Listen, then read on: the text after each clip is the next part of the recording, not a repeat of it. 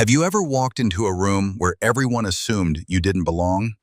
Keep watching. What these battle-hardened SEALs didn't know about the quiet woman they just humiliated would shake their entire world. The California sun hadn't yet cleared the Pacific horizon when Alexandra Thorne stepped through the gates of Naval Amphibious Base Coronado. 27 years old, 5'3", with blonde hair pulled back in a regulation bun so tight it could have been carved from stone. She wore standard Navy BDUs, battle dress utilities, without a single patch, no insignia, no rank, just fabric and purpose. The air smelled like salt and sweat and diesel fuel. Somewhere in the distance, the rhythmic crack of rifle fire echoed from the range. This was SEAL Team 3's compound. This was hallowed ground. Senior Chief Dalton Briggs spotted her first, 44 years old, weathered by 18 years in the teams, with a face that looked like it had been carved from desert sandstone. Iraq, Afghanistan, Syria. He stood with his arms crossed, watching this small woman approach his ready room. "You've got to be kidding me," he muttered. Petty Officer First Class Jameson Drake, call sign Wraith, looked up from the rifle he was cleaning. 31 years old, former Ranger Regiment, the best sniper Team 3 had produced in 5 years. "That's the new assignment?" "Apparently," Briggs spat into the dirt, "straight from Warcom. No background file, just orders that say, integrate her into the platoon." Petty Officer Brennan McCourt, sledge to everyone, stood 6'2" and looked like he'd been assembled from spare bulldozer parts. Brooklyn accent thick enough to stop bullets. He grinned, but it wasn't friendly. "Diversity hire, gotta be."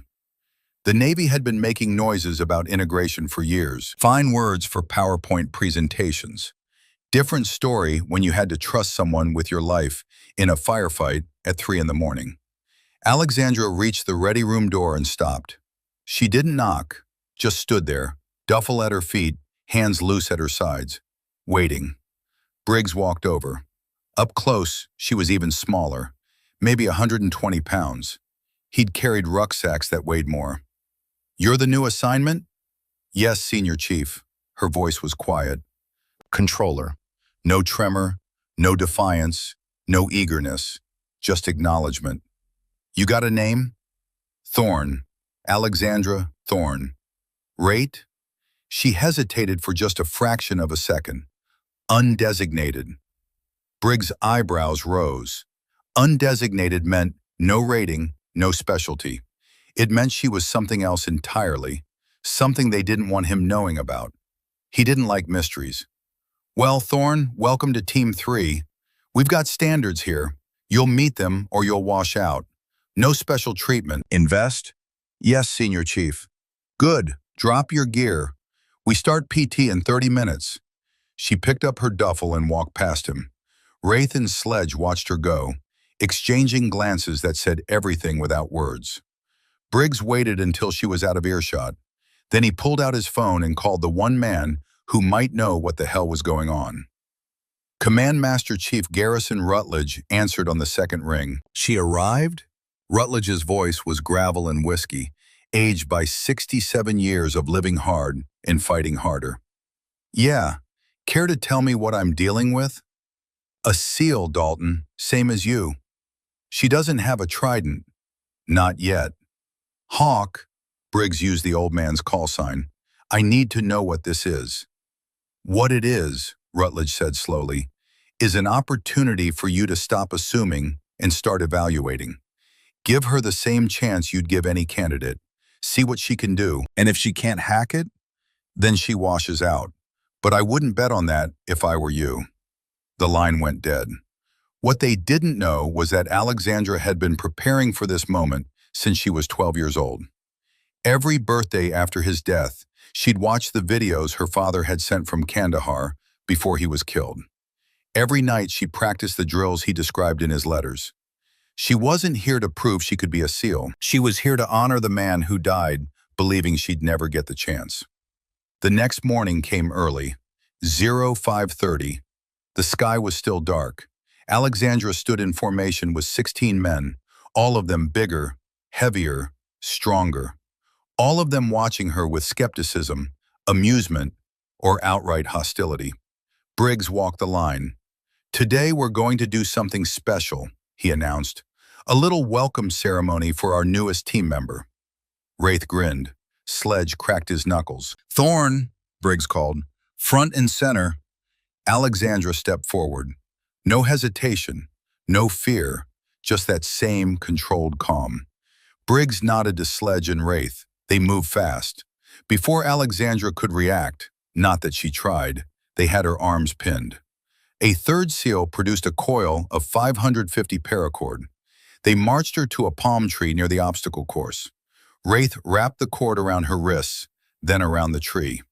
Professional knots. Tight enough to hold, not tight enough to cut circulation. "Welcome to the teams, sweetheart," Sledge said. "Here's how this works. You get yourself free, run 50 yards to that rifle, complete the shooting drill. 10 targets, 2 minutes. You do that, maybe we'll take you seriously." Alexandra looked at the rope, looked at the rifle, looked back at Briggs. "Any questions?" the senior chief asked. "No, senior chief." "Good. Clock starts now." They walked away, all 16 of them, left her tied to that tree. Alexandra closed her eyes, breathed, remembered. Her father's voice. "Lex, baby girl, the first rule of being tied up is, don't panic. Panic wastes energy. So breathe, assess, act." She opened her eyes and studied the knots. Wraith had tied them. She'd watched his hands. Standard quick-release configuration with a locking hitch. Smart for speed, vulnerable to pressure in the right direction. She tested her range of motion. Limited, but not zero. Her hands could rotate about 30 degrees. Enough. Alexandra twisted her left wrist inward, creating slack. Used her right thumb to push against the standing end, walking it incrementally toward the loop. The paracord's nylon sheath was smooth. It wanted to slide. 43 seconds later, the rope fell away. She didn't look back, just dropped the cord and ran. 50 yards, her legs pumped, boots hammering dirt.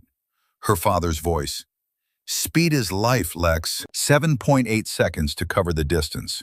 She snatched up the M4, checked the chamber, empty, training weapon, laser system. Good. The targets were arranged in a semicircle, 30 yards out. Standard qualification course. Alexandra brought the rifle to her shoulder. M4A1 carburetor, 14.5 inches of barrel. She'd fired 10,000 rounds through weapons exactly like this. Her breathing slowed. The world narrowed. First target, center mass. The laser registered the hit. Second target, headshot. Faster now. Third, fourth, fifth. Her movements were mechanical, precise, no wasted motion. Target 6. Wind picked up from the left. She compensated without thinking. 7, 8, 9. Target 10. Smaller, further back. 50 yards instead of 30. Partial exposure behind a barrier. Slow is smooth, her father had taught her. Smooth is fast. She squeezed the trigger between heartbeats. The laser flashed. Hit registered. 10 targets, 10 hits, all in scoring zones. She lowered the rifle and checked her watch. 1 minute, 18 seconds. Alexandra turned around.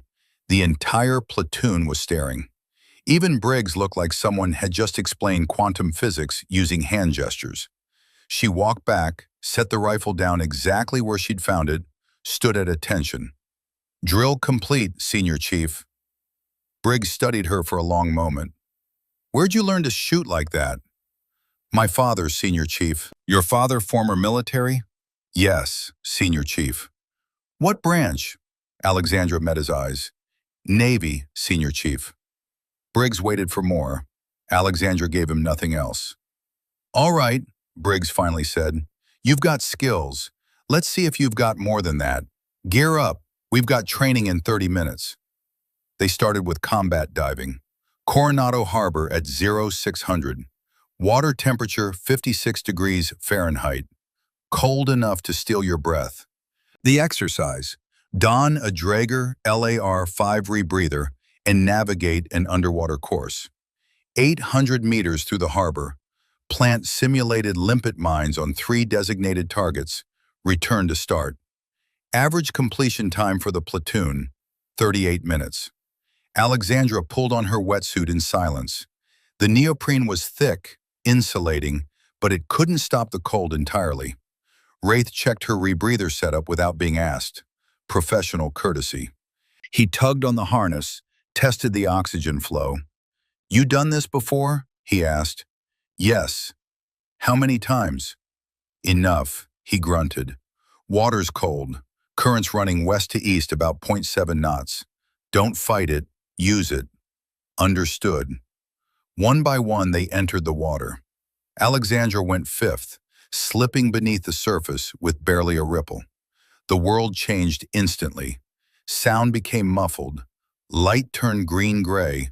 The cold pressed against her like a living thing. She ignored it. The compass on her wrist showed the bearing. 270 degrees. She followed it, her body moving in smooth undulation. This was about endurance, not speed. About maintaining control when your body screamed to surface.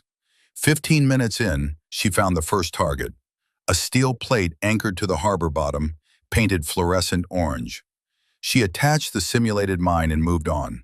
The second target was deeper, 40 feet down. The pressure increased. Her ears popped. The cold intensified. She cleared her mask, adjusted her buoyancy, kept moving. 23 minutes elapsed. Third target. She nearly missed it. Visibility was down to 8 feet, silt stirred up by current. But there, orange flash in the murk. She planted the mine, checked her compass, started back. Her legs burned.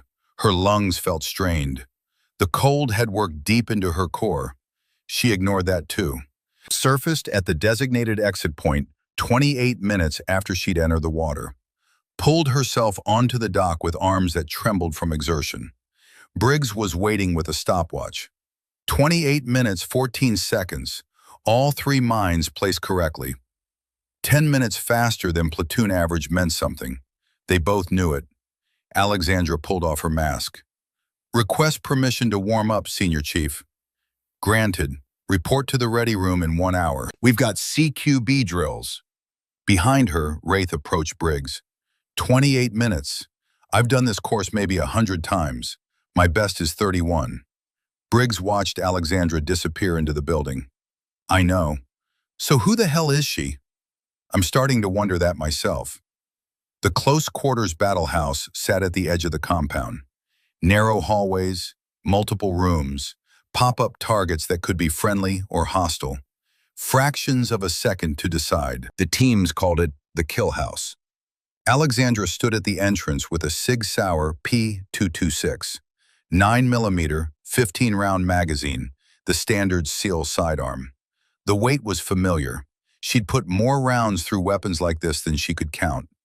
Briggs laid out the parameters. 14 rooms, 22 hostile targets, 8 civilians. You engage the hostiles, avoid the civilians. Time limit, 3 minutes. Questions?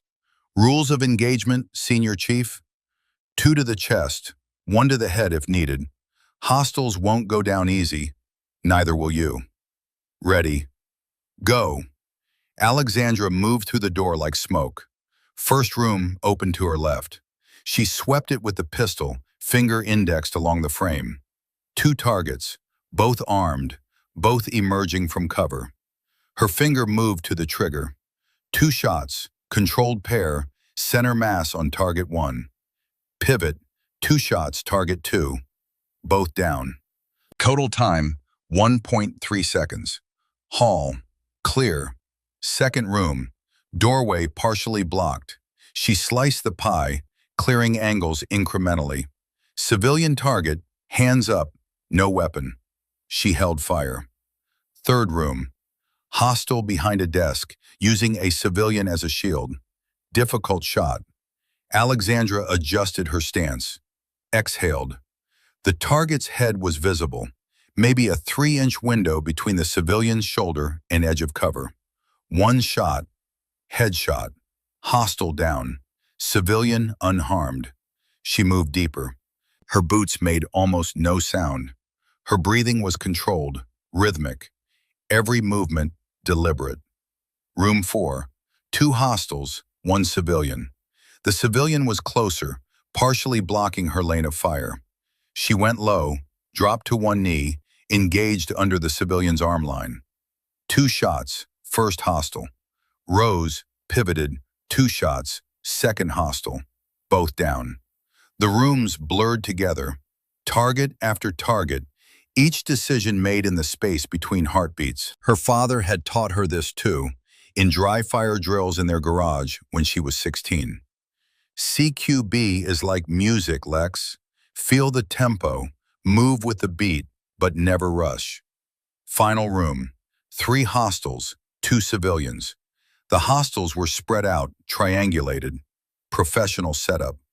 Alexandra read the geometry instantly. Engaged the closest hostile first, most immediate threat. 2 shots, down. The other 2 opened fire. Simunitions. She felt one impact her vest, another miss by inches. She pivoted, dropped into a crouch behind minimal cover, a concrete pillar maybe 8 inches wide. Not enough to hide her, but enough to break their aim point. Engaged hostile 2 from her crouch. 2 shots, down. Hostile 3 was moving, repositioning. Smart. She tracked his movement, led him by maybe 6 inches, fired. 2 shots, both hit. Silence. She cleared the room one more time, verified all threats down, safed her weapon. Stepped out of the kill house. Briggs was staring at his stopwatch like it had personally insulted him. 1 minute, 57 seconds. 22 hostiles engaged, 22 hits, 0 civilian casualties. He looked up. The platoon average is 2 minutes, 41 seconds. Our best shooter, he nodded at Wraith, runs it in 2:04. Alexandra said nothing, just stood there, weapon at low ready. Where did you train? Briggs asked again. Home, Senior Chief. My father set up a range. Your father must be one hell of an instructor. He was, Senior Chief. Was, past tense. Briggs caught it but didn't push. All right, we've got one more test today. Night operations, sniper qualification. Report to the range at 1900 hours. Dismissed. Alexandra turned to go. Thorne, she stopped, turned back. You're good, better than good. But good alone doesn't make you a SEAL. We'll see if you've got the rest. Yes, Senior Chief. Night had fallen over Coronado when Alexandra reported to the sniper range. 1,000 yards of California desert, marked at intervals with steel targets. The air had cooled to 52 degrees. Wind blowing steady from the west at 14 miles per hour. Quarter moon hanging in clear sky. Perfect conditions for what they had planned. Wraith was waiting with a rifle case. He opened it, revealing a Mark 13 Mod 7. 300 Winchester Magnum, 27-inch barrel, Schmidt in Bender scope, capable of hitting man-sized targets at 1,500 yards in the right hands. You qualified on long range? He asked. Yes. How far? 1,000 yards, sometimes farther. He grunted. This test is 5 targets at 1,000. Low light conditions, night vision and illuminated reticle. Wind's your biggest challenge. 5 shots, you need 3 hits to pass. Most shooters needed 10 shots or more to get 3 hits under these conditions. Wind drift at 1,000 yards with this caliber was over 40 inches. Temperature affected bullet velocity. Humidity affected air density.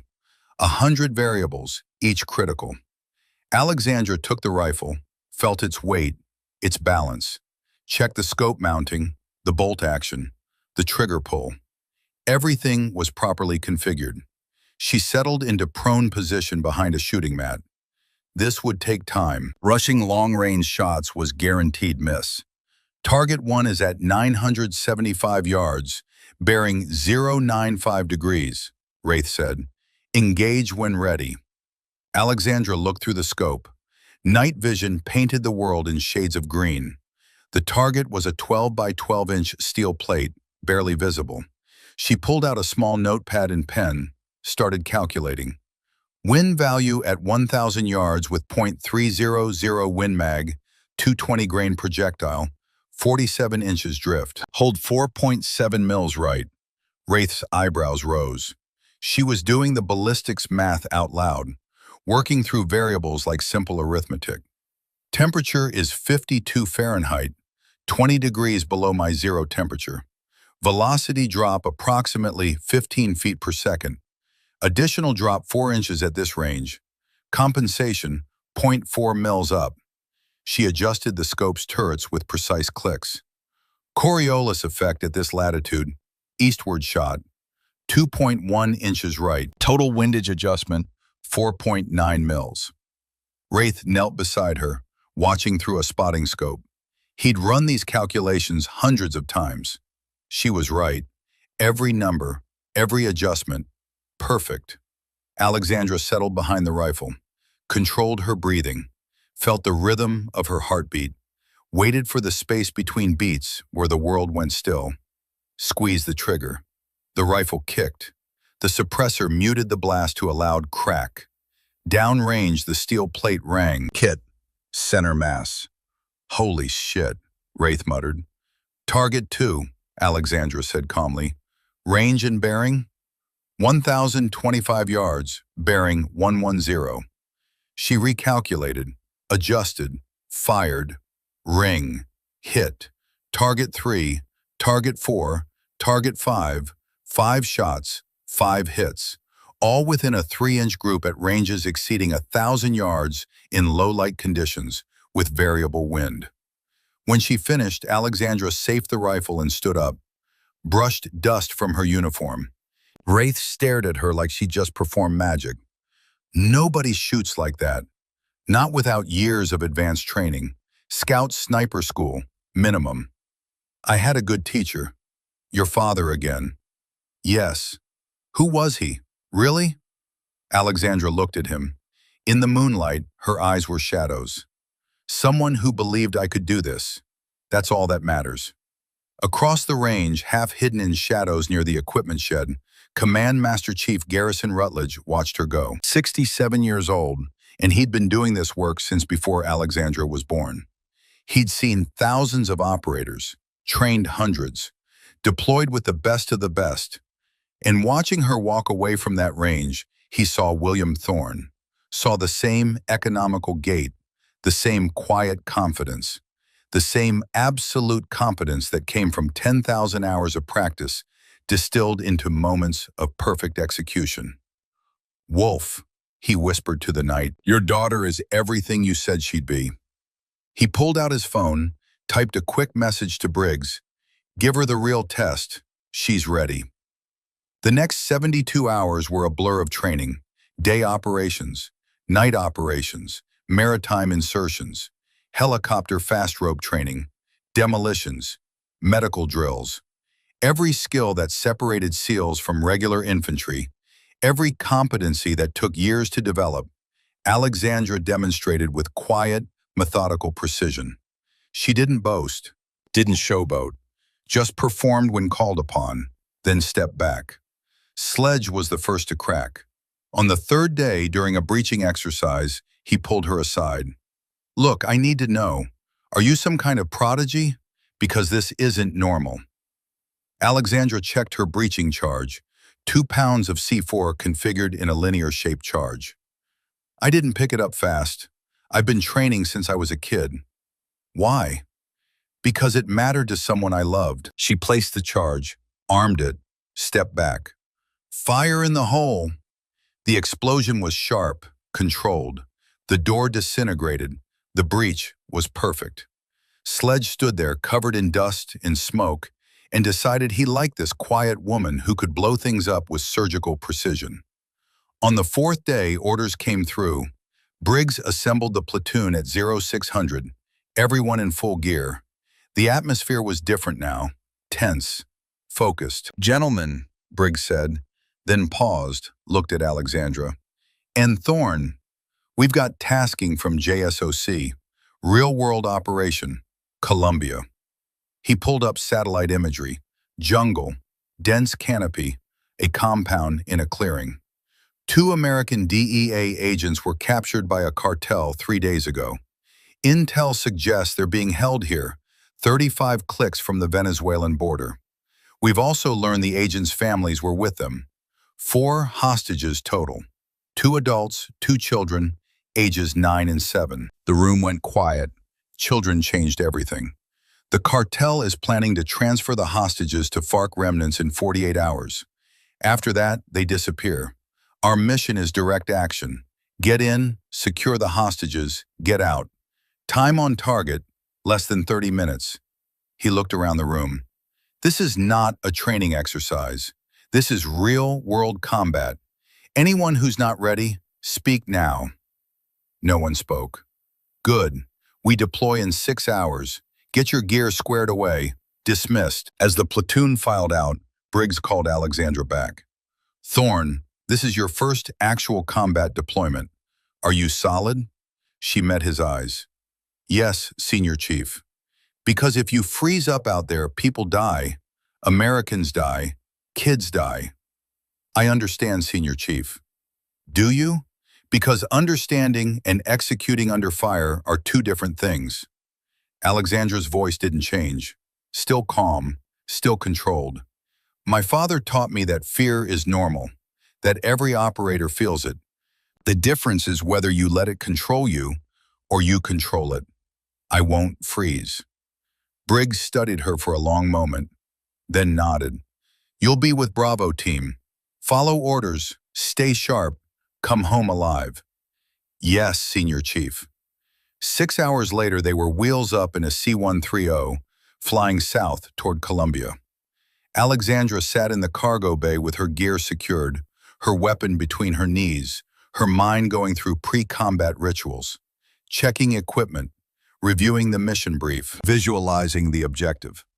She pulled a small photo from her pocket, worn at the edges from years of handling. A man in his 30s, wearing desert camouflage, trident pinned to his chest, strong jaw, kind eyes. Her father, Master Chief William Thorne, taken somewhere in Afghanistan. She traced the outline of his face. I'm here, Dad, she whispered, like you wanted, like you taught me. The photo went back in her pocket.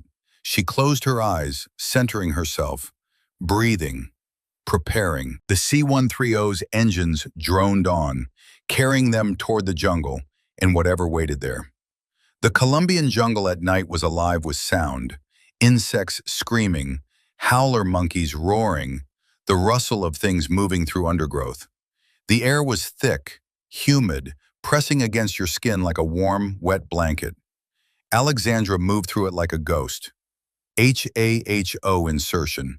High altitude, high opening. They jumped from 25,000 feet, opened their chutes immediately, glided 12 miles through darkness. No sound except wind and breathing. She'd landed within 3 meters of the designated drop zone. Textbook perfect. Briggs gave hand signals. Rally point established. Security perimeter set. Weapons check. Alexandra's M4A1 was exactly as she'd configured it. Suppressor attached. Trijicon ACOG scope.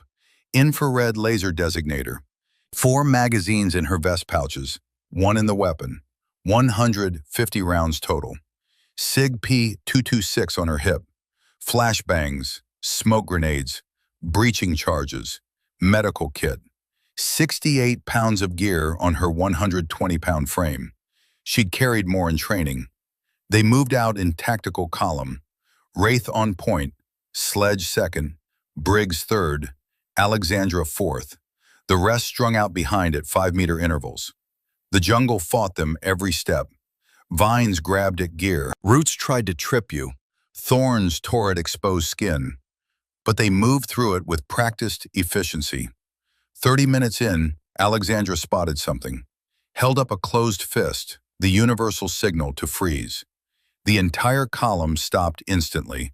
She moved forward to where Sledge was about to take another step. Pointed down. A thin line stretched across the trail at ankle height, nearly invisible even with night vision. Fishing line, probably 30-pound test, rigged as a tripwire. Sledge stared at it. He'd walked right past it, would have hit it in another 2 steps. Alexandra traced the line to a tree 10 feet away, where it connected to a crude but effective booby trap. Probably grenades, designed to maim, to alert, to slow down anyone stumbling into cartel territory. She pulled out a small knife, cut the line carefully, disabled the trap, gave the all-clear signal. Sledge looked at her with new respect, mouthed 2 words, "Thank you." 0340. They were close now. Briggs established an observation post 400 meters from the compound. Wraith crawled forward with a spotting scope. Alexandra knelt beside a tree, weapon at low ready, scanning her sector. The jungle noises had changed. Fewer insects. The animals had sensed human presence and gone quiet. What wasn't normal was the pattern of sound. Too regular, too structured, like sentries pacing. Wraith crawled back 20 minutes later, reported to Briggs in whispers. Compound matches intel. 2 buildings. Main structure is 2-story, concrete. Secondary building is smaller, single-story. 4 guards visible on exterior patrol. Vehicles? 2. Toyota Hilux with a 50 cal mounted. Black SUV, looks armored. Briggs pulled out a tablet with satellite imagery, started marking positions. Alpha team takes main building, secure the agents. Bravo team takes secondary, secure the family. Synchronized breach at 0400. Questions? Alexandra raised her hand. Briggs looked at her, surprised. Thorne? Permission to speak, Senior Chief. Go ahead. This plan won't work. The silence that followed was sharp enough to cut. Every operator nearby turned to stare. You didn't contradict the Senior Chief. Not during mission planning. Briggs's voice was dangerously quiet. Explain. Alexandra pointed at the satellite image. Cartel behavior patterns are consistent across organizations. They separate high-value targets from leverage assets. The DEA agents are high value. They have information, training, resistance to interrogation. The family members are leverage, only useful as bargaining chips. Your point? If the family is in the secondary building, why does it have lighter security? 4 guards on the main building, only 2 visible on secondary? She traced a path on the tablet. Because the family isn't in the secondary building. She pointed to a smaller structure they dismissed as storage. They're here. Guard rotation shows 4-man team, excessive for storage. And look at the windows, bars on the inside, recently installed. That's a holding cell, not a warehouse. Briggs studied the image. So did the other team leaders. If Thorne's right, one of them said slowly, and we breach the main building first, the cartel will use the kids as bargaining chips, execute them to slow us down or force negotiation. Or they'll use them as shields, Wraith added. Kids are small, perfect cover. Briggs looked at Alexandra. You've studied cartel tactics? Yes, Senior Chief. Los Espectros specifically. They've used this pattern in 4 previous operations. Separate the valuable from the leverage. Make you choose which to save first. How do you know this? I read the intelligence reports, Senior Chief, all of them, including the classified ones from DEA operations over the past 3 years. Briggs' eyes narrowed. Reading classified DEA reports required clearance levels a brand new SEAL shouldn't have. But this wasn't the time to interrogate her. Recommendations? Simultaneous assault on all 3 buildings. But the small structure gets priority extraction. We secure the children first, evacuate them immediately, then support the main assault. If the cartel knows we have the kids, they lose their leverage. They'll fold faster or run. It made tactical sense, cold, hard sense. But it also meant splitting the team thinner. Meant trusting this woman who'd been with them less than a week to read a situation correctly. From the shadows behind them, a voice spoke, gravel and whiskey and authority. She's right. Everyone turned. Command Master Chief Garrison Rutledge stepped into the moonlight. 67 years old, and he could still move like smoke when he wanted to. "Hawk," Briggs said, "you're supposed to be at the TOC. Changed my mind. Wanted to see this operation firsthand." Rutledge looked at the tablet. "Wolf and I ran similar operations in Panama, '89. Noriega's people used the exact same tactics. Separate the valuable from the leverage. Thorne's read is correct." The use of her father's call sign, Wolf, made Alexandra's breath catch, but she didn't react visibly. Briggs studied them both, then nodded. "All right, we adjust the plan. Bravo team, you've got the small building. That's Thorne, Wraith, and Rodriguez. Your objective is the children. Get them out fast. Alpha team takes the main building for the agents. Charlie team suppresses secondary and provides overwatch. We hit all three simultaneously at 0400. He looked at Alexandra. "You'll have tactical command of Bravo. Think you can handle it?" It was a test. He was giving her 3 lives to be responsible for, plus 2 children. If she failed, people would die. "Yes, Senior Chief." "Good, because I'm trusting you. Don't make me regret it." 0355. Final approach. Alexandra moved through the darkness with Wraith and Rodriguez, a quiet, competent operator from Texas who'd been with the teams for 6 years. They circled wide, approaching the small building from the northwest. She could see the structure now through night vision. Concrete block construction, flat roof, 1 door, 2 windows with interior bars exactly as she'd predicted.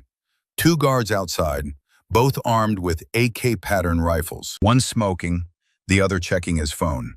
Sloppy, unprofessional. These weren't soldiers, they were thugs with guns. Alexandra keyed her radio, whispered into the throat mic. "Bravo in position, 2 hostiles visible, entry point identified, awaiting execute." Briggs responded. "Alpha in position." Another voice. "Charlie in position." 30 seconds of silence. Alexandra counted her heartbeats, checked her weapon one more time, glanced at Wraith and Rodriguez. They were ready. The question was whether they could trust her to do hers. Briggs's voice cut through the night. "All elements, stand by, stand by, execute, execute, execute." The world exploded into controlled violence. Alexandra moved first, breaking from cover in a dead sprint. 20 meters to the door, the guards heard her coming, started to react. Wraith's suppressed M4 coughed twice. Both guards dropped. Headshots, clean. Alexandra hit the door without slowing. Locked. Rodriguez was already there with a breaching charge. Small amount of C4 configured to blow the lock without bringing down the structure. Couldn't risk collapsing the building on the kids. "Fire in the hole." The charge detonated, loud but focused. The door blasted inward. Alexandra went through before the smoke cleared, weapon up, scanning for threats. The interior was a single room, dim light from a battery-powered lantern. 4 cartel members, all turning toward the explosion, all reaching for weapons. She engaged the closest one. Double tap, center mass. He went down, pivoted, second target. He'd gotten his rifle up. She was faster. 2 rounds. Down. Rodriguez came through behind her, took the 3rd target. The 4th one was smart. He'd moved behind the children. 2 small figures huddled in the corner, bound and gagged, eyes wide with terror, using them as shields. Alexandra's rifle was already tracking him. She had a shot, just barely.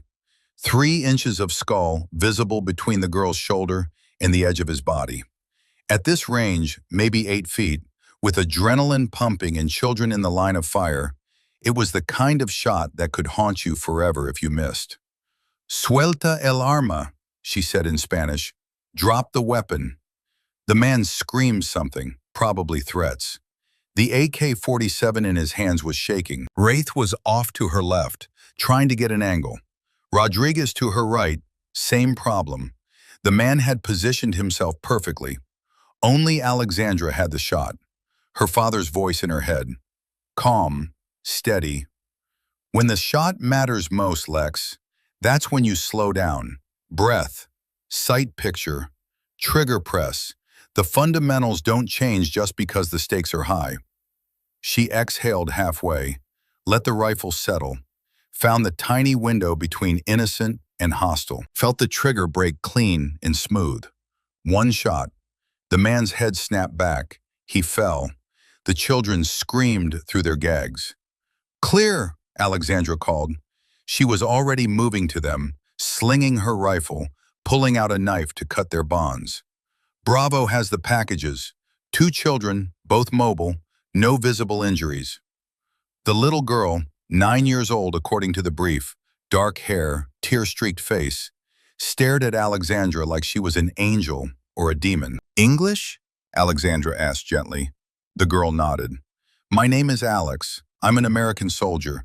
We're here to take you home, but I need you to be very brave and very quiet. Can you do that? Another nod. The boy, 7, same dark hair, same terrified eyes, clutched his sister's hand. Alexandra cut their bonds, checked them quickly for injuries. Nothing serious. Dehydrated, scared, but physically intact. Rodriguez, take point. Wraith, rear security. I'll cover the kids. We moved to the rally point, fast and quiet. They exited the building into chaos. The main compound was a firefight. Muzzle flashes in the darkness. The rapid hammering of automatic weapons. Shouts in Spanish. The deeper bark of American rifles. Alpha Team had hit resistance. The DEA agents were in the main building, but the cartel had more fighters than expected. Alexandra keyed her radio. Bravo has packages secure, moving to rally point. Negative, Briggs responded. His voice was strained. Gunfire in the background. Alpha is pinned down. 2nd floor, northeast corner. We need support. She looked at the children, looked at Rodriguez and Wraith. The rally point was 400 meters east. The kids would be safe there. But Alpha Team was in trouble. Americans were in danger. This was the choice they trained you for. The impossible math. Save the innocent or save your brothers. Rodriguez, take the children to rally point. Fast as you can. Don't stop for anything. Ma'am, you'll need... That's an order. Get them out of here. Rodriguez hesitated for maybe half a second, then nodded. Yes, ma'am. Come on, kids. Stay close to me. They disappeared into the jungle. Alexandra turned to Wraith. We're going to support Alpha. 2 of us against unknown number of hostiles. Bad odds. Yeah, but they're our brothers. Wraith grinned. It wasn't a nice expression. Then let's go make the odds worse for the bad guys. They moved toward the main building, using cover, staying low. The firefight was intense. Cartel fighters were everywhere. 15, maybe 20. Some were professional, ex-military, based on movements and fire discipline. Others just spraying bullets. Alexandra and Wraith reached the south wall. Briggs's voice crackled over the radio. Taking fire from multiple positions. Can't reach the packages. They're locked in a 2nd floor room. We breach. We're walking into a kill zone. Alexandra scanned the building. Saw the problem immediately. Single stairway to the 2nd floor. The cartel had fortified it. Anyone trying to go up those stairs would be cut down. But there was another option. Wraith, can you get to an overwatch position? That ridge 200 meters northeast? He looked where she pointed. Higher ground, clear line of sight. Yeah, take me 3 minutes. Do it. When you're in position, start taking out targets, primary to anyone covering that stairway. What are you going to do? Find another way in. She didn't wait for his response. Moved along the wall, staying in shadows. The building had been constructed quickly, cheaply. Concrete blocks, rebar, corrugated metal roof. The kind of structure that goes up in a week and falls apart in a decade, which meant weaknesses. She found one on the west side. A window, 1st floor, bars across it, but the frame looked rusted, poorly maintained. She pulled out a multi-tool, worked at the screws. They were corroded, Stripped. She pried harder. The frame gave way with a metallic screech. She froze. Listened. Nobody came running. The firefight was too loud for anyone to notice one small sound. Alexandra removed the bars, opened the window, slipped inside. The interior was dark. She switched her night vision to thermal mode. Heat signatures bloomed in reds and oranges. 3 hostels on the first floor, all focused on the firefight outside. They hadn't heard her enter. She moved through the room, looked like a kitchen, abandoned food on a table, and reached the stairway. 2 cartel fighters were positioned there, AK-47s covering the stairs. Anyone coming up would walk into crossfire.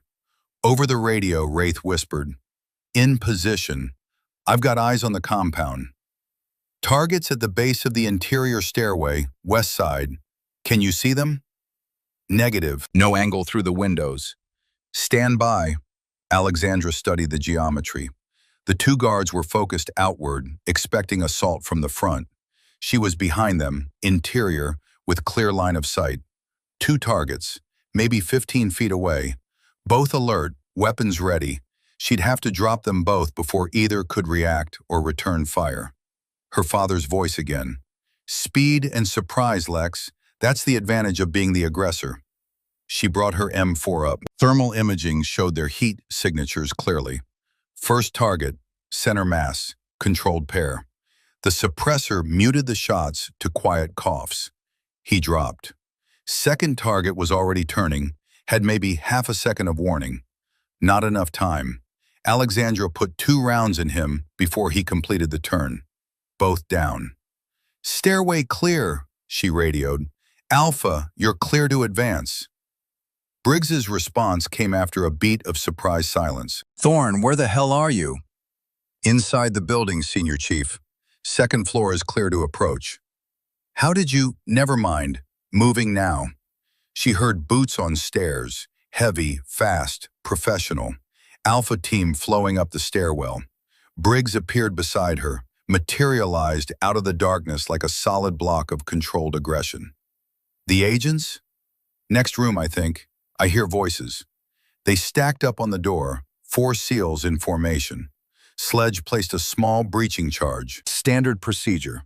Fast, efficient, overwhelming violence delivered precisely. The door blasted open. Inside were 2 DEA agents, a man and a woman, mid-30s, bound to chairs, bruised and bloodied but alive. 2 cartel guards standing over them, shocked by the sudden entry. The guards died before they could process what was happening. 4 SEALs, 8 rounds, 2 seconds. Both guards down. The male DEA agent looked up with eyes that were equal parts relief and disbelief. "Jesus Christ, about time." Briggs cut their bonds. "Can you walk?" Yeah, we're good." "Then we're leaving. Now." They exited the building into a compound that had gone quiet. The cartel fighters who weren't dead had run. Wraith's precision fire from Overwatch had broken their will to fight. The whole operation, from breach to exfil, had taken 23 minutes. All 4 hostages secure, 2 DEA agents, 2 children, 0 American casualties. The helicopter extraction was loud and fast and beautiful. 2 Black Hawks dropping into the clearing, rotors beating the air into submission. Alexandra was the last one on the bird, making sure everyone else was loaded first. When she finally climbed aboard, Briggs was there, watching her with an expression she couldn't quite read. The helicopter lifted off. The jungle fell away beneath them. Columbia receded into the darkness. Inside the cargo bay, the 2 DEA agents sat with shock blankets around their shoulders. The children were with Rodriguez, who was being surprisingly gentle, speaking softly in Spanish. Briggs sat next to Alexandra, had to shout to be heard over the rotors. "That was the most reckless, tactically brilliant thing I've seen in 20 years. She looked at him. "Which part, Senior Chief?" "All of it. Changing the plan, taking command of Bravo, entering that building alone. You could have gotten killed a dozen different ways. But I didn't." "No, you didn't." He studied her for a long moment. "Your father, You keep mentioning him. What was his name? Alexandra hesitated. This was the moment, the reveal she'd been avoiding. Before she could answer, Hawk Rutledge appeared from the front of the helicopter. He sat down across from them, his old eyes sharp and knowing. Her father, Hawk said, was Master Chief William Thorne, Wolf Thorne, SEAL Team 6, one of the best operators DevGru ever produced. Briggs went very still. William Thorne, the William Thorne? Operation Gothic Serpent, Mogadishu? The same. He died in Afghanistan, 2009. I was at the memorial service. We all were. He was a legend. Hawk nodded slowly. He was my swim buddy. BUD/S, Class 198, 1988. He was my brother. And when his daughter was born, he asked me to be her godfather. He looked at Alexandra. Asked me to watch over her if anything happened to him. Briggs turned to Alexandra. Why didn't you tell us? Because I needed you to see me, she said quietly. Not his legacy, not his reputation, me, what I could do, what I'd earned. You think we would have treated you differently? Yes. He wanted to argue, but they both knew she wasn't wrong. If they'd known from day one that she was Wolf Thorne's daughter, everything would have been different.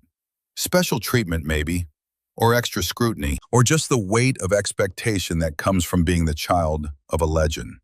She'd wanted to earn her place on merit alone, and she had. The tree, Briggs said suddenly. The first day, we tied you to that tree. Yes, Senior Chief. And you knew we were testing you, knew we were setting you up to fail. I knew you wanted to see what I was made of. And you let us. Didn't pull rank, didn't claim special status, didn't demand respect you hadn't earned. Alexandra met his eyes. My father taught me that respect isn't given, it's earned. One day at a time, one mission at a time. Wraith had been listening from his position near the door. He spoke up now, his voice carrying over the rotor noise. Ma'am, I don't care whose daughter you are. Tonight, you led us into combat and brought us all back. You made the right calls. Tactical command was flawless. He paused. You're not just Wolf Thorne's daughter. You're a SEAL, your own operator, and I'd follow you into any fight. Sledge nodded agreement. What he said. Plus, you saved my ass with that booby trap. I owe you. Other operators echoed the sentiment. Quiet affirmations, nods of respect. Briggs extended his hand. Welcome to the teams, Commander Thorne. For real this time. Alexandra shook it. Thank you, Senior Chief. Although, Briggs added, I have to say you're way more trouble than I expected. Changing plans mid-mission. Going solo into hostile buildings. Making me look bad. She almost smiled. I learned from the best. Yeah, you did. He glanced at Hawk. Wolf would be proud. Hawk's voice was rough, with emotion he didn't try to hide. He is proud. Wherever he is, I guarantee it. The helicopter flew on through the Colombian night, carrying them toward the forward base, toward debriefing, toward the next mission. But something had changed. Alexandra Thorne was no longer the unknown quantity, no longer the outsider. She'd proven herself in combat. She'd led men under fire and brought them home. She'd earned what her father had earned decades before, the right to wear the trident, the right to call herself a SEAL.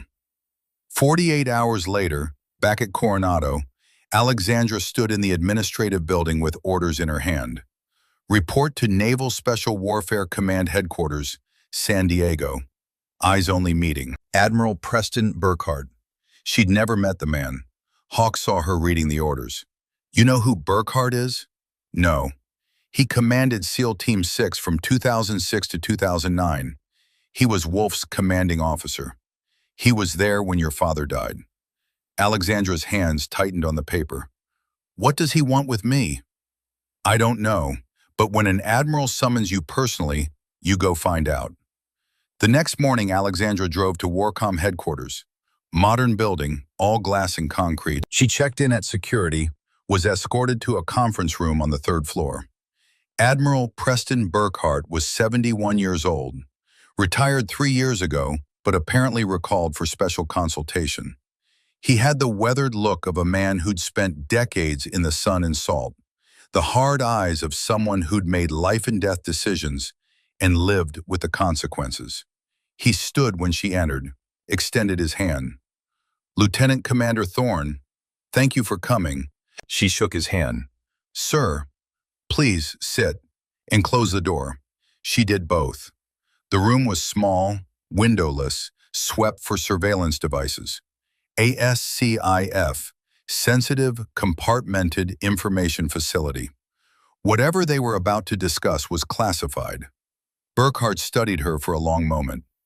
"You look like your mother, but you move like Wolf. I watched the after-action footage from Colombia. Your tactical decisions, your leadership. It was like watching him operate again." "Thank you, sir." That wasn't a compliment. It was an observation. He pulled out a file folder, set it on the table between them. "What I'm about to tell you is classified at the highest levels. TSSCI, need-to-know basis. You cannot discuss this with anyone outside this room without my explicit authorization. Understood?" "Yes, sir." "Good." He opened the folder. Inside were photographs, documents, intelligence reports. "Your father's death in Afghanistan. The official report says he was killed in a Taliban ambush. Heroic last stand, died protecting his team. Navy Cross awarded posthumously." "I know the story, sir. I was at the funeral." "The story," Burkhart said heavily, "is a lie." The words hung in the air like smoke. Alexandra's world tilted. "What?" Wolf's team was running a joint operation with CIA Special Activities Division. They were hunting a high-value target in Helmand Province. The operation was compromised. He slid a photograph across the table. "By this man." The photo showed a man in his 40s, dark hair, hard face, wearing civilian clothes but moving with military precision. He was standing next to other operators, including one Alexandra recognized immediately, her father. His name is Marcus Devereaux, CIA operative, SAD Division. He'd been selling intelligence to the Taliban for 2 years. Your father discovered evidence, planned to report it. Devereaux couldn't allow that. Burkhart's voice was flat, factual, but Alexandra could hear the weight beneath it, the guilt, the rage. "Devereaux arranged the ambush, made sure Wolf's team walked into a kill zone, made sure your father didn't walk out. Then he filed the after-action report, painting himself as the lone survivor of a heroic but doomed mission." Alexandra's hands were shaking. She pressed them flat against the table to hide it. "You knew this. You knew and you did nothing." "I suspected. I didn't know." "Not with certainty. Not with proof." Burkhart's face was carved from stone. "I tried to investigate, hit walls everywhere. CIA protected their own. The evidence was buried. Witnesses were reassigned or retired. I couldn't prove what happened without getting more good people killed." "So you just let him get away with it?" "Yes, and it's haunted me every day for 15 years. He met her eyes. "I'm sorry. I failed your father. I failed you." Alexandra wanted to scream, wanted to flip the table, break something, hurt someone, wanted to do anything except sit here and accept that her father had been murdered, and nobody had done anything about it. But she was a SEAL. SEALs controlled their emotions, channeled their rage into purpose. "Why are you telling me this now?" Burkhart slid another document across. More recent, surveillance photos, intelligence assessments. "Because Devereaux has gone fully rogue. He's not just selling information anymore. He's stealing classified weapons technology, planning to sell new generation drone systems to hostile nations. We believe North Korea, possibly Iran." "Where is he?" "Nevada Test and Training Range, former Air Force testing facility, Area 6.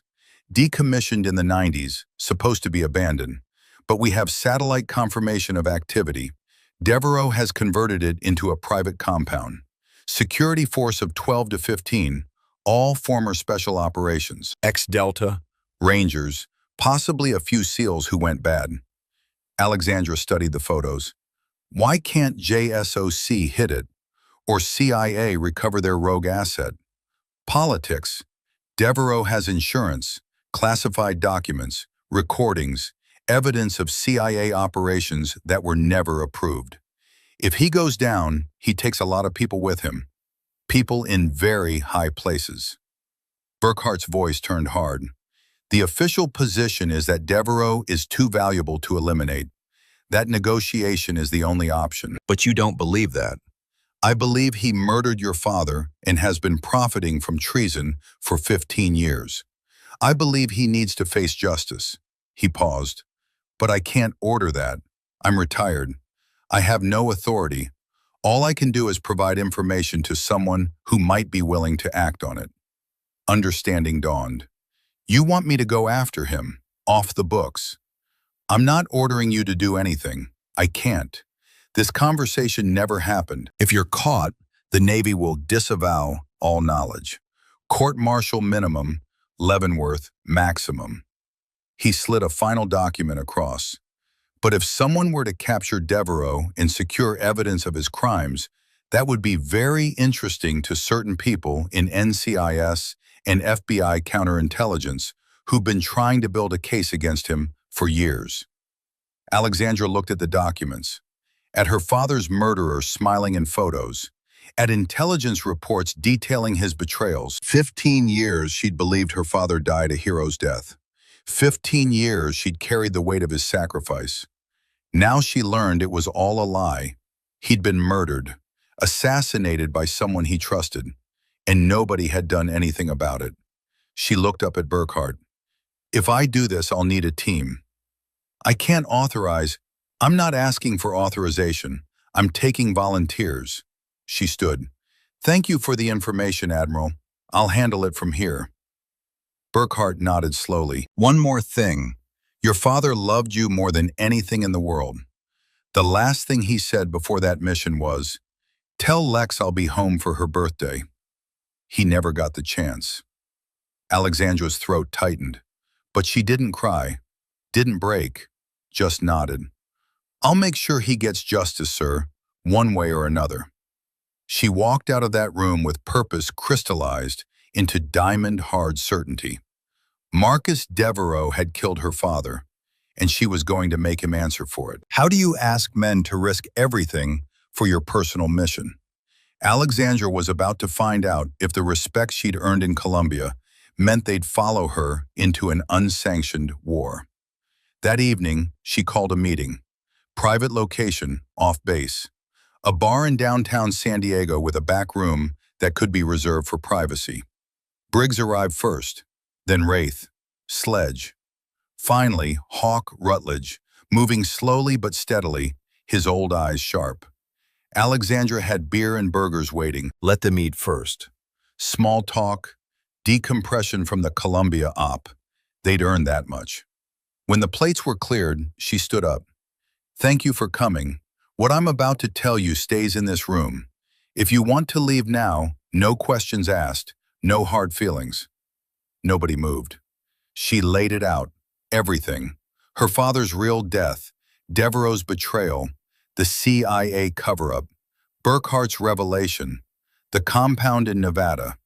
When she finished, the silence was heavy. Briggs spoke first. This is vigilante justice, revenge op. Yes. If we get caught, careers are over. Prison time for unauthorized combat operations on U.S. soil. Yes. We'd be throwing away everything we've worked for. Pensions, futures, reputations. Yes. Briggs leaned back in his chair, studied his beer. The silence stretched. Then he looked up. When do we leave? Alexandra blinked. You're in? Your father saved my life in Somalia, 1993. We were extracting from a hot LZ. Helicopter took damage, went down hard. Wolf pulled me out of the wreckage, covered me while I got my bearings. I wouldn't be here without him. He met her eyes. I owed him then. I owe him now. Wraith nodded. Ma'am, you led us in Colombia. Made the right calls under pressure. I trust your tactical judgment. More important, I trust you. If you say this needs to be done, I believe you. Sledge grinned, but there was steel beneath it. Plus, I really want to shoot a traitor. Is that weird? Despite everything, Alexandra almost laughed. Little bit. Hawk's voice cut through the moment. Quiet, serious, weighted with decades. Wolf asked me to protect you, but you don't need protection. You need brothers. And that's what we are. He stood, placed a weathered hand on her shoulder. I'm in. One last operation before they force me into retirement. Might as well make it count. Alexandra looked at them. These men who'd tested her, doubted her, tied her to a tree and made her prove herself. These men who'd become brothers. This isn't a sanctioned operation. No air support, no QRF, no official backup. We get caught, we're on our own. Understood, Briggs said. We could die doing this. Wouldn't be the first time we've faced those odds. She nodded, felt something settle in her chest. Purpose, direction.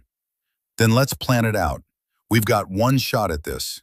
We do it right, or we don't do it at all. They spent the next 4 hours planning. Hawk provided intelligence on the Nevada facility. He'd trained there during the Cold War. New approaches and vulnerabilities that satellite imagery couldn't show. Briggs handled team composition and equipment. Wraith planned overwatch positions in fields of fire. Sledge worked out breaching options. Alexandra coordinated it all, her mind working through contingencies and backup plans, seeing the operation unfold like a chess game played at lethal speed. By midnight, they had a solid plan. Infiltration via civilian vehicle. Approach on foot through terrain Hawk remembered. Simultaneous assault on multiple buildings. Primary objective, capture Devereaux alive. Secondary objective, secure evidence. Tertiary objective, survive. Simple, direct, dangerous as hell. We deploy in 72 hours, Alexandra said. That gives us time to source civilian gear, plan exfil, and get our affairs in order. Affairs in order? Sledge asked. Letters to family, wills updated, that kind of thing. She met each of their eyes. Because there's a real possibility we don't come back from this. Nobody argued. They all knew the odds. The meeting broke up. One by one, they filed out into the San Diego night. Hawk was the last to leave. He stopped at the door, turned back. Lex, your father would tell you this is too dangerous, that revenge isn't worth dying for. I know, but he'd also tell you that some fights are worth the risk, that justice matters, that standing up for what's right, even when it costs you everything, is what separates us from the people we fight against. What would you tell me? Hawk smiled, sad and proud at once. I'd tell you that you're not doing this alone, that your father's brothers are your brothers now, and that we've got your back no matter what. He left. Alexandra stood alone in the empty room, surrounded by maps and documents and the ghosts of decisions made. She pulled out her phone, opened her photo gallery, found the picture of her father in Afghanistan, strong and alive and smiling. I'm coming for him, Dad, she whispered to the image. Devereaux is going to answer for what he did. I promise you that. The photo didn't respond, just looked back at her with eyes that she saw every time she looked in a mirror. She put the phone away, turned off the lights, walked out into the California night to prepare for war. 3 days later, they were ready. Civilian SUV loaded with gear, hidden under camping equipment. 5 SEALs dressed like weekend adventurers heading to the desert. Weapons broken down and packed in duffel bags. Night vision, suppressors, breaching charges, all concealed, all deniable. They left Coronado at 1800 hours, 6-hour drive to Nevada. They'd arrive at midnight, stage for 4 hours, hit the compound at 0400. Alexandra drove the first shift, Briggs in the passenger seat, Hawk, Wraith and Sledge and back. The conversation was light at first. Old war stories, complaints about the Navy, the kind of talk that kept your mind off what was coming. But as the miles rolled past, as California gave way to Nevada, as civilization thinned and the desert opened up around them, the talk dried up. Everyone alone with their thoughts. Midnight found them parked 8 miles from the compound. They geared up in silence. BDOs, tactical vests, weapons assembled and loaded. Night vision checked and rechecked. Comms tested. Hawk pulled out an old map, hand-drawn from memory. The facility was built in 1962.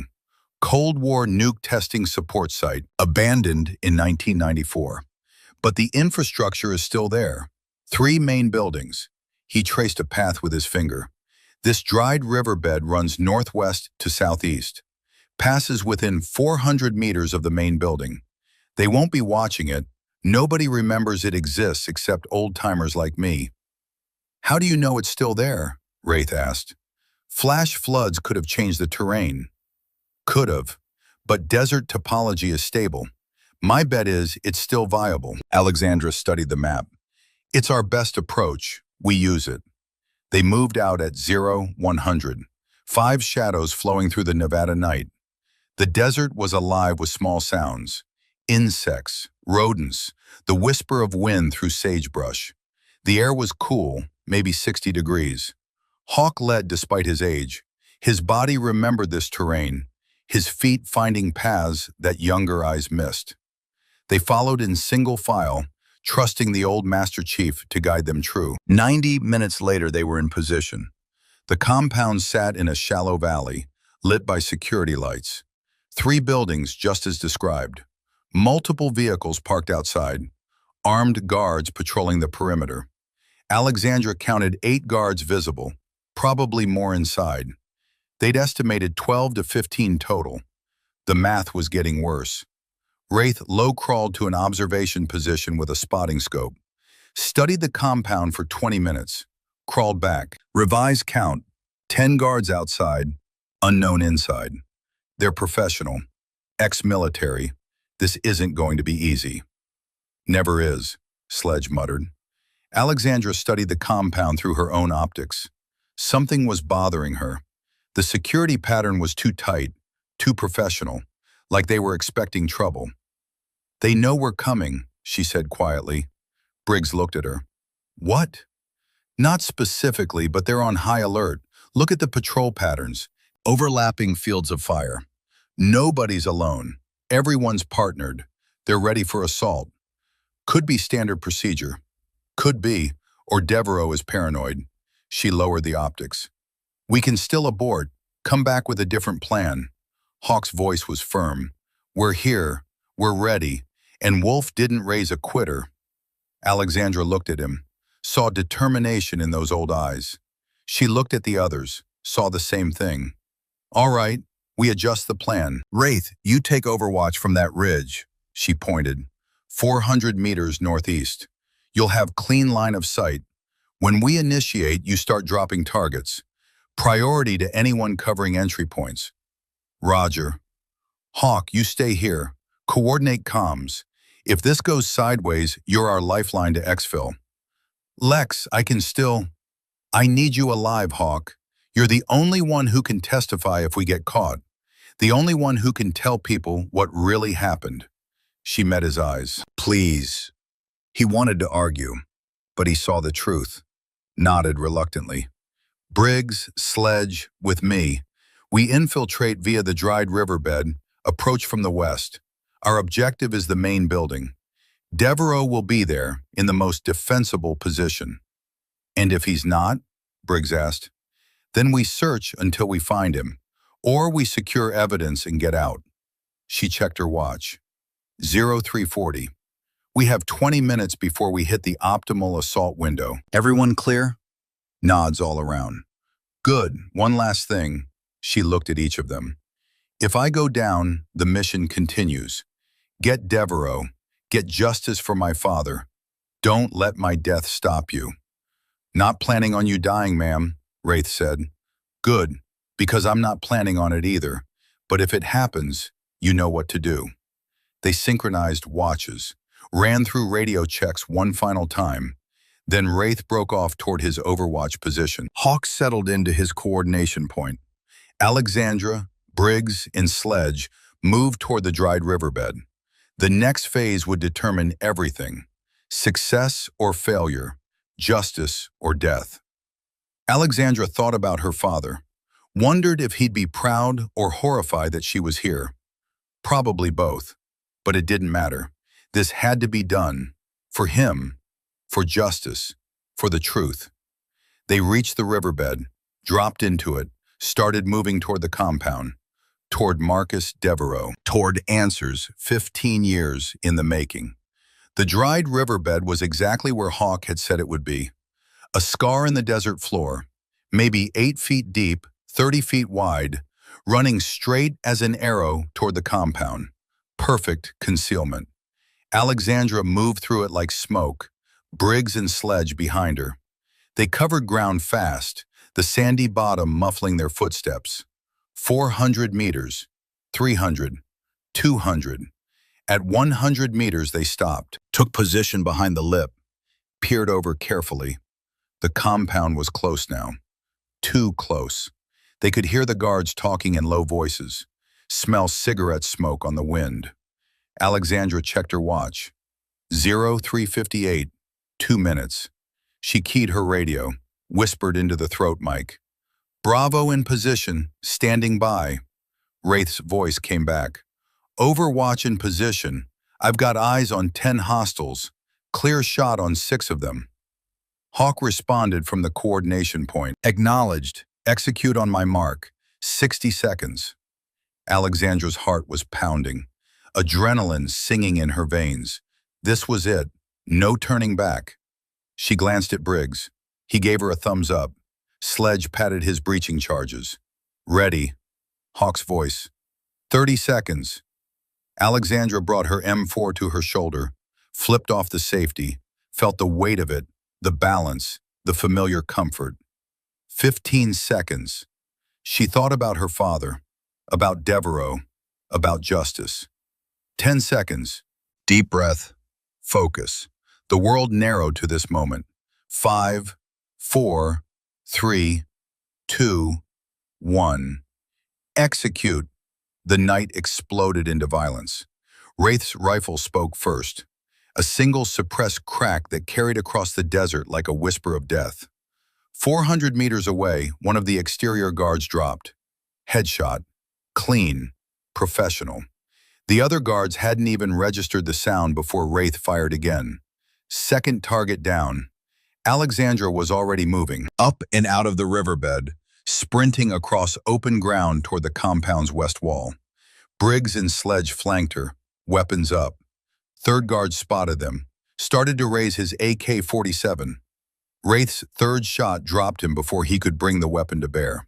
30 meters to the wall. 20. 10. Alexandra hit the concrete and pressed herself against it, breathing hard but controlled.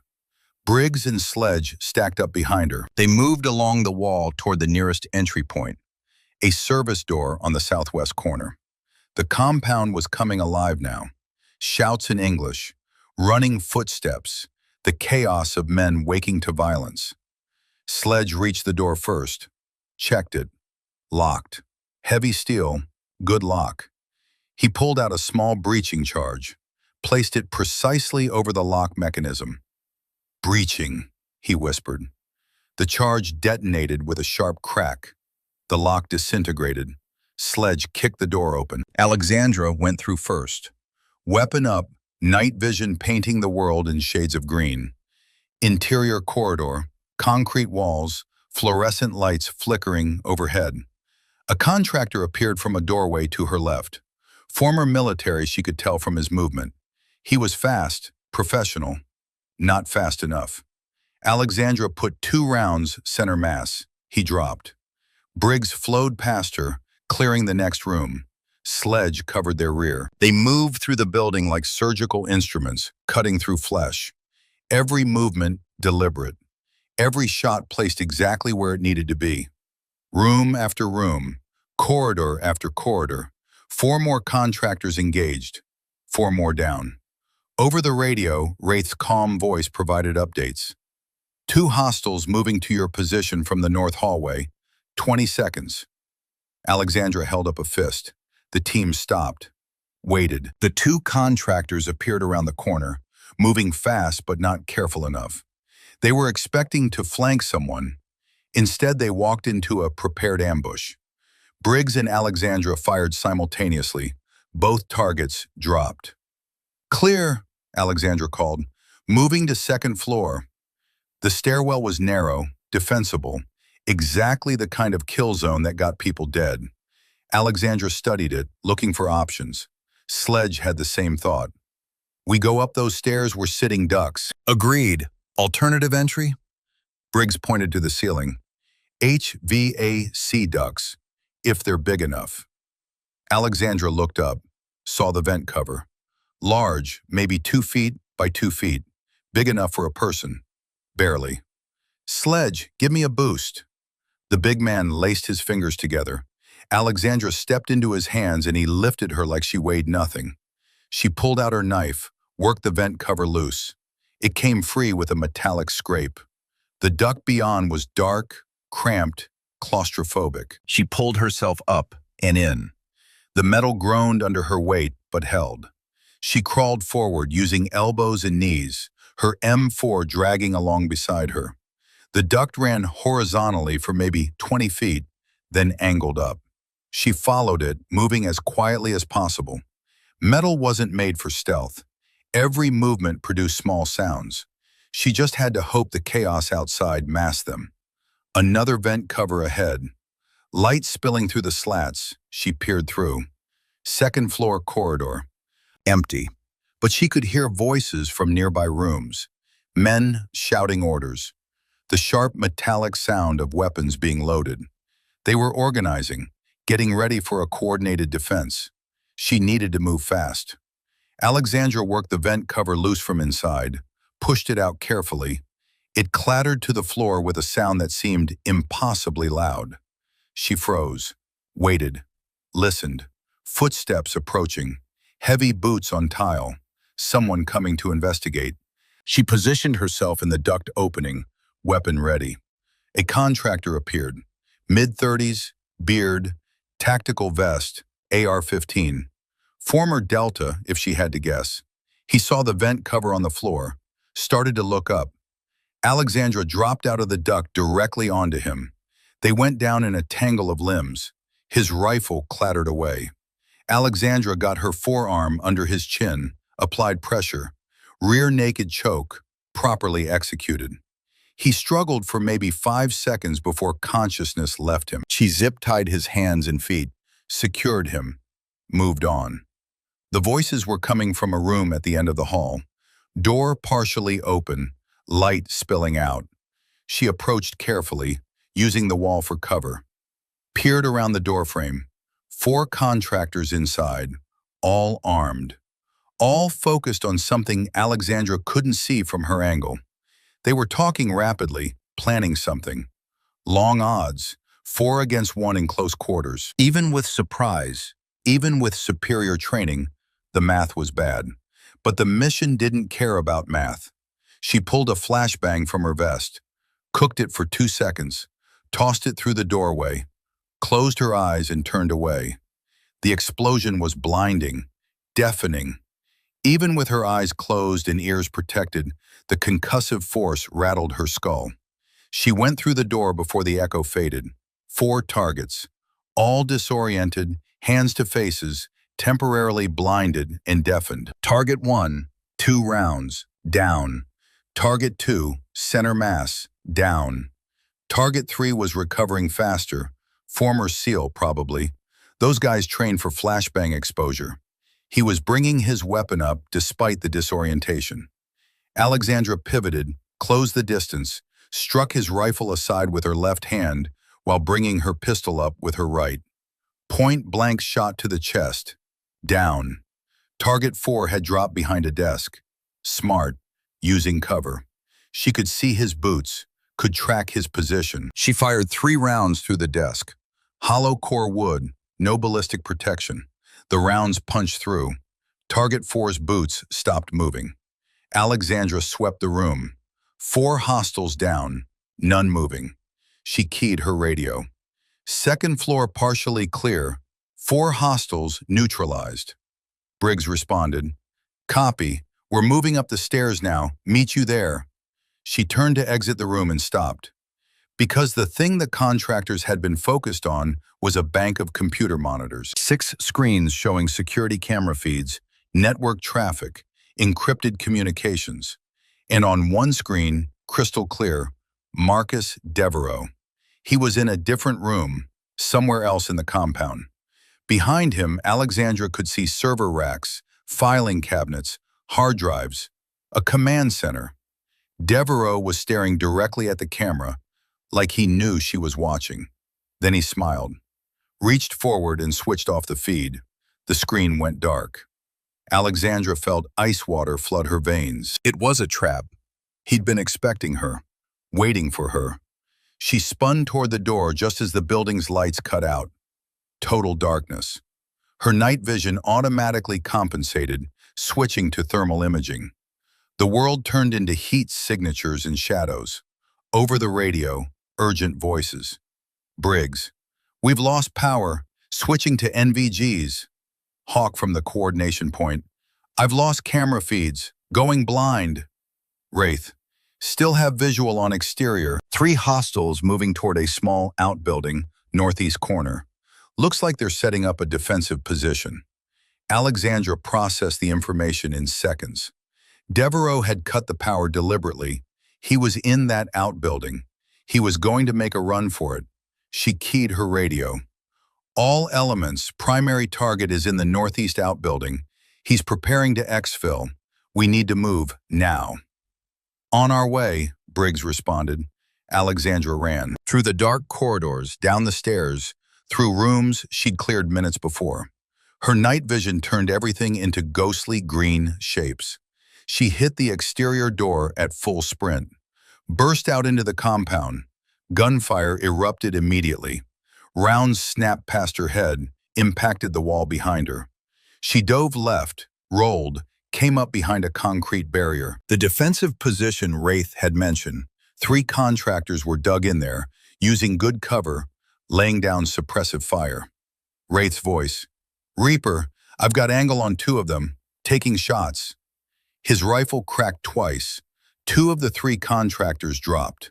The 3rd one adjusted position, found better cover. Smart. Professional. Alexandra assessed the geometry. The outbuilding was 60 meters away. Between her and it, the 3rd contractor, open ground, and probably more hostiles she couldn't see yet. Bad odds getting worse. She keyed her radio. Sledge, I need a distraction. Something loud. On it. 10 seconds later, the night lit up orange. Sledge had detonated something, probably a breaching charge on a vehicle's fuel tank. The explosion was massive, spectacular, drawing every eye in the compound. Alexandra ran. 60 meters. Her legs pumped, boots hammering dirt. Rounds chased her, but she was moving, zigzagging, making herself a hard target. 40 meters.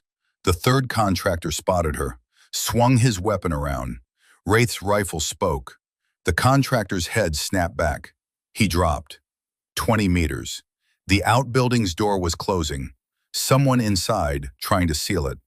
Alexandra hit the door with her shoulder. It flew open. She tumbled inside, rolled, came up with her weapon ready. The interior was small. Single room. Server racks lining the walls. A desk covered in hard drives and documents. A man crouched behind the desk. Marcus Devereaux, 58 years old, gray hair, hard eyes, Glock 19 in his hand. They stared at each other across maybe 15 feet. Lieutenant Commander Thorne, he said. His voice was calm, conversational. You look just like your mother, but you move like William. I'd recognize that style anywhere. Alexandra's M4 was trained on his center mass. Her finger rested on the trigger. One pull, one squeeze. That's all it would take. Hands where I can see them. Or what? You'll shoot an unarmed CIA officer? He gestured at the Glock with his free hand. I'm holding a weapon, yes, but I haven't pointed it at you, haven't made any hostile moves. You shoot me, that's murder. You killed my father. I eliminated a threat to operational security. His voice hardened slightly. William discovered classified information he wasn't cleared for. He was going to expose operations that were protecting American lives. I made a choice. Mission over personal loyalty. You murdered him. I followed orders, he paused. Orders that came from people much higher up the chain than me. You think I'm the villain here? I'm just the one who pulled the trigger. The people who gave the order are still in their offices, still making decisions, still running the show. Alexandra's hands were steady on her weapon, but her mind was screaming. 15 years of believing her father died heroically. 15 years of grief and loss. And this man was standing here, calmly explaining it away like it was a business decision. In that split second, Alexandra had to choose. Pull the trigger and become what Devereaux was, someone who valued mission over honor, or prove that her father's legacy meant something more. Justice or vengeance, the law or the blood debt. You'll stand trial, she said quietly. Everyone will know what you did. Every betrayal, every crime, the truth will come out. Devereaux laughed. It was a cold sound, empty. You think the truth matters? You think justice is real? I have insurance, documents that would destroy careers, end administrations, start wars. I have evidence of every black operation the CIA ran for 20 years. Every assassination, every coup, every illegal program. I walk into a courtroom, all of that comes out. And powerful people won't allow that. They'll make me disappear, or they'll make you disappear. Either way, there's no justice. There's just power. His hands started to move, slowly, deliberately, bringing the Glock up. So here's what's going to happen. You're going to lower your weapon. You're going to walk away. Because if you shoot me, you'll never know who gave the order. You'll never know who really killed your father. The Glock was rising. 45 degrees, 50, coming up to firing position. And I don't think you're a killer. I think you're William's daughter. And he valued honor too much. That's why he died. 60 degrees, 70. And that's why you'll fail. The Glock leveled, pointed at her chest. Alexandra's finger tightened on the trigger. The shot rang out. Devereaux's shoulder exploded in red. The Glock fell from his hand. He stumbled back, hit the desk, slid to the floor. Alexandra stepped forward, kicked the Glock away, kept her M4 trained on him. You're wrong, she said quietly. I'm not my father. I'm better. He would have given you a chance to surrender. I knew you wouldn't take it. But I'm not an executioner. You'll stand trial. And if the truth gets buried, if powerful people make it go away, then at least I'll know I did the right thing. That I chose justice over revenge. She pulled zip ties from her vest, secured his hands behind his back, applied a pressure bandage to his shoulder wound.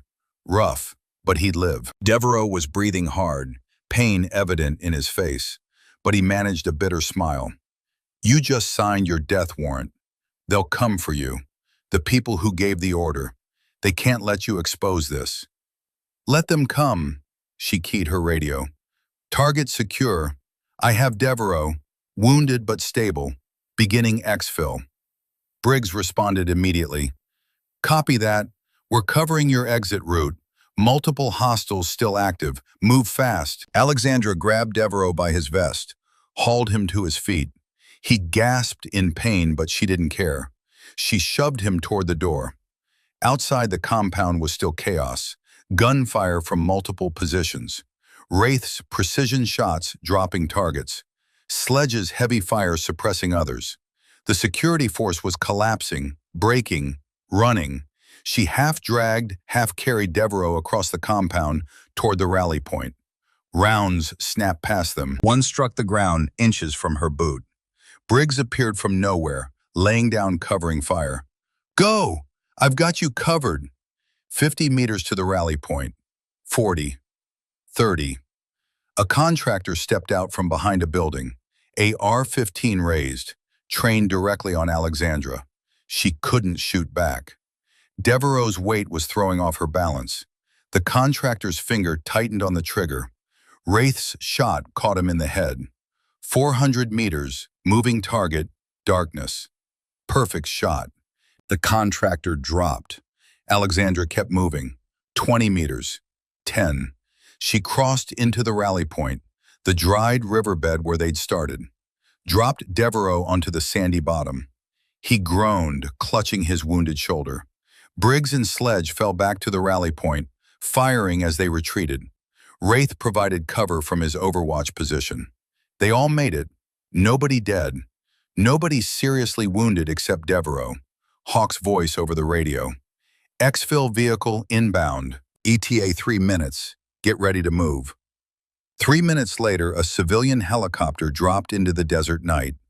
Not military, not official. Just a Bell 407 with a pilot who was former 161st SOAR and owed Hawk Rutledge more favors than he could count. They loaded Devereaux aboard, loaded the hard drives and documents Sledge had grabbed from the server room. Everyone climbed in. The helicopter lifted off. The compound fell away below them, burning in multiple places from Sledge's demolition work. They were clear. They were safe. They'd won. But as Alexandra looked at Devereaux slumped in his seat, bleeding and glaring, she felt hollow, empty. This was supposed to be the moment of triumph. Justice achieved. Her father avenged. Instead, she just felt tired. Hawk sat beside her, put a weathered hand on her shoulder. You did the right thing, Lex. That was the hard choice. Woody, I shot an unarmed man. You shot a traitor who was raising a weapon on you. That's self-defense. Clean shoot. He paused. And you chose to take him alive. You could have killed him. Would have been easier. But you didn't. That shows character. She nodded, wanted to believe it. The helicopter flew on through the Nevada darkness, carrying them toward San Diego, toward safety, toward whatever came next. 48 hours later, Alexandra stood in a sterile room at NCIS headquarters in San Diego. Across a table from her sat Special Agent Garrett Sullivan, mid-40s, sharp eyes, the look of a man who'd seen enough lies to recognize truth. On the table between them, hard drives, documents, USB drives, everything they'd recovered from Devereaux's compound, everything that proved his crimes. This is enough, Sullivan said quietly. More than enough. We've been building a case against Devereaux for 3 years. This is the evidence we needed. He said he has insurance, documents that would expose classified operations. He does, and we'll deal with that, but he's not untouchable. Not anymore. Sullivan leaned forward. Your father deserves justice. William Thorne deserves his name cleared. This evidence makes that possible. What about the people above Devereaux, the ones who gave the order? Sullivan's face darkened. That's more complicated. If what Devereaux says is true, if the conspiracy goes as high as he claims, then prosecuting everyone involved would be nearly impossible. Too many powerful people, too much political blowback. So they get away with it. Some of them probably, but not all, and not forever. Once this investigation becomes official, once we start pulling threads, things have a way of unraveling. He met her eyes. Your father's official record will be amended. Posthumous Medal of Honor recommendation is already in the works. His death will be reclassified from KIA in combat to KIA in the line of duty, murdered by a traitor. That's not enough. No, it's not, but it's what we can do. And it's more than we had before you took this risk. Alexandra sat back, felt the weight of it all. They'd succeeded. Devereaux was in custody, evidence secured. Her father's name would be cleared. But the people ultimately responsible, the ones who'd given the order, who'd covered it up, most of them would never face consequences. That was the reality of justice in a world run by power and politics. Sullivan stood. For what it's worth, what you did was incredibly brave and incredibly reckless. Unauthorized military operation on U.S. soil. If this had gone wrong, you'd be in prison right now. I know. But it didn't go wrong, and Admiral Burkhardt has been working his contacts. Your team won't face charges. Officially, this operation never occurred. Unofficially? Unofficially, you're heroes. You brought down a traitor nobody else had the guts to touch. He extended his hand. Thank you, Commander Thorne. You honored his memory the right way. She shook his hand. I hope so. 1 week later, the official announcement came through military channels. Master Chief William Wolf Thorne, killed in action in Afghanistan in 2009, was being awarded the Medal of Honor posthumously. The citation read that he had discovered critical intelligence about enemy operations and was killed while attempting to report it to higher command. He had died protecting American lives and defending the integrity of his unit. It wasn't the whole truth, but it was closer than the lie they'd been telling for 15 years. The ceremony was held at Arlington National Cemetery on a cold December morning. Full military honors. The SEAL community turned out in force, hundreds of tridents glittering on dress uniforms. Alexandra stood at her father's grave, the same grave she'd visited countless times, but with a new headstone now, one that included the Medal of Honor citation. Admiral Burkhardt presented her with the medal, shook her hand, whispered, "He deserved this," and so much more. After the ceremony, after the speeches and the salutes, the crowd dispersed. Alexandra stood alone at the grave. Not quite alone. Hawk Rutledge approached slowly. Dressed in his full uniform for the first time in years, ribbons covering his chest, trident polished to mirror brightness. He stood beside her in silence for a long moment. I kept my promise, he said finally. Watched over you, tried to protect you. You did more than that. You believed in me, stood with me when it mattered most. That's what brothers do. He looked down at the grave. Wolf and I made a lot of promises to each other, most of them about getting each other home safe. I failed him in Afghanistan, wasn't there when he needed me. That's haunted me for 15 years. But his daughter, his voice cracked slightly, his daughter brought his killer to justice, cleared his name, made sure the world knows he was a hero. You became exactly what he hoped you'd be. Alexandra felt tears on her cheeks, didn't bother wiping them away. I miss him. Every day. I see him in every sunrise, every training op, every time I put on the uniform, and I wonder what he'd think of who I've become. Hawk put his arm around her shoulders. He'd think you're exactly what a SEAL should be.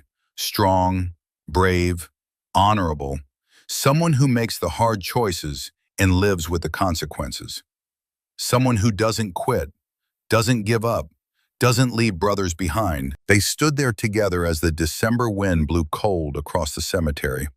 Thousands of white headstones marching in perfect rows, warriors who'd given everything. Somewhere in that vast field of sacrifice, William Thorne finally rested with honor restored. 2 weeks after the ceremony, official orders arrived. Lieutenant Commander Alexandra Thorne was being transferred. New assignment, new unit. She opened the orders with Hawk, Briggs, Wraith, and Sledge present. They'd gathered at the same bar where she'd first asked them to join her mission. Full circle. She read the orders aloud.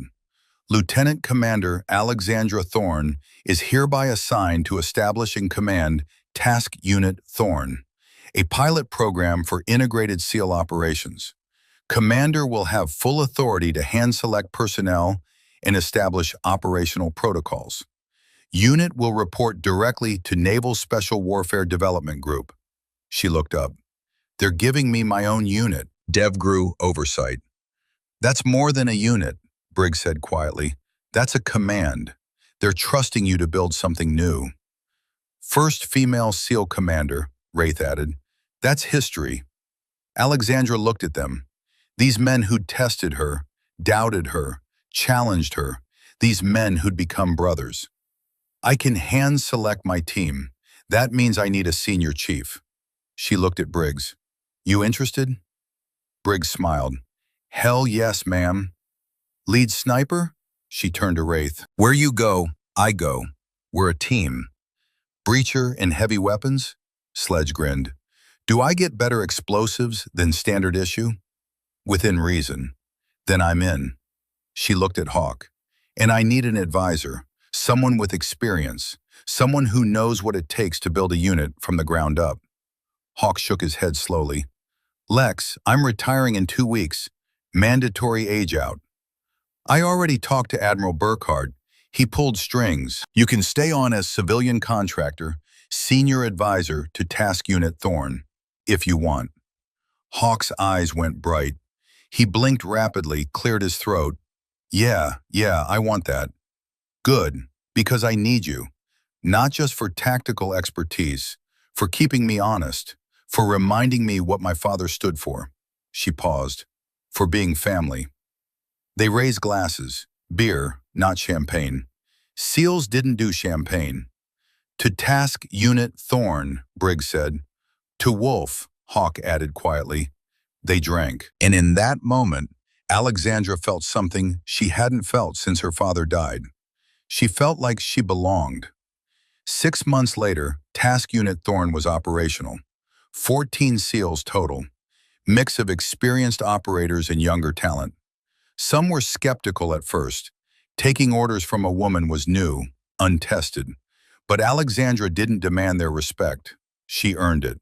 One training evolution at a time. One mission brief at a time. They deployed 3 times in the first 6 months. Syria, Yemen, Somalia. Every mission successful. Every objective met. 0 casualties. The unit developed a reputation, not for being female-led, for being effective, for getting the job done right. And slowly the skepticism turned to respect. The doubt turned to trust. They became a team, a brotherhood that transcended gender, that focused on competence and character. Exactly what Alexandra had wanted. Exactly what her father would have expected. 1 year after her father's Medal of Honor ceremony, Alexandra stood on Coronado Beach at dawn. Task Unit Thorn ran behind her in formation. The cadence call echoed across the sand. Who are we? We are SEALs. What do? We fight together. Why do we fight? For those who can't. How do we win? As one team, one fight. Alexandra led from the front, her legs pumping, her breath steady. The sun rose over the Pacific, painting the sky in oranges and golds. The iconic silhouette of Hotel del Coronado stood against the horizon. This place where SEALs were made, where warriors were forged, where her father had trained before her. She felt his presence here, in the sand beneath her boots, in the salt air, in the rhythm of the run. She heard his voice in her head, not teaching anymore, not instructing, just proud. You did it, Lex. You made your own path, built your own legacy. She smiled, pushed harder. The team kept pace with her, matching her stride for stride. In that moment, she wasn't William Thorn's daughter anymore. She was Lieutenant Commander Alexandra Thorn. SEAL Team Commander, leader of warriors, someone who'd earned her place through sweat and blood and sacrifice. Someone who'd proven that belonging isn't inherited, it's earned. One mission at a time. One brother saved at a time. One legacy built brick by brick. Behind the running formation, standing on the beach with hands in his pockets, Hawk Rutledge watched them go. 68 years old now, too old to run with them anymore, but still present, still watching over Wolf's daughter like he'd promised. He pulled out his phone, opened his photo gallery, found a picture from 1988. 2 young men, fresh out of BUD/S training, exhausted and triumphant. Wolf Thorn and Garrison Rutledge, brothers from day one. She's everything you said she'd be, Wolf, he whispered to the photo. Strong, brave, leading from the front. You taught her well. Even from a distance, even through videos and letters in absence, you gave her everything she needed, not to become you, but to become herself. And brother, she's magnificent. He put the phone away, watched the team disappear down the beach, their cadence fading into the sound of waves. Alexandra walked into that base as an outsider they tied to a tree. She walked out as their commander, not because of her father's name, but in spite of it. She proved that legacy isn't what you inherit, it's what you build with your own hands, your own sweat, your own sacrifice. How many of us are still trying to live up to someone else's expectations? And how many of us have realized the greatest honor we can give them is to become who we were meant to be? We are seals, Alexandra whispered to herself as Coronado stretched before her, and we never quit. Have you ever had to step out of someone's shadow to find your own light? Tell us your story in the comments. Whether it was a parent, a mentor, or just someone everyone expected you to be, how did you become yourself? Alexandra chose justice over revenge. She could have killed Devereaux and walked away clean. Do you think she made the right choice? Or should some crimes deserve immediate justice? Let us know what you would have done. This story is for everyone who's ever been underestimated, overlooked, or told they don't belong. If you know someone fighting to prove themselves, in the military, in their career, in life, share this with them. Sometimes people just need to know, you don't have to be anyone else. You just have to be you at your absolute best.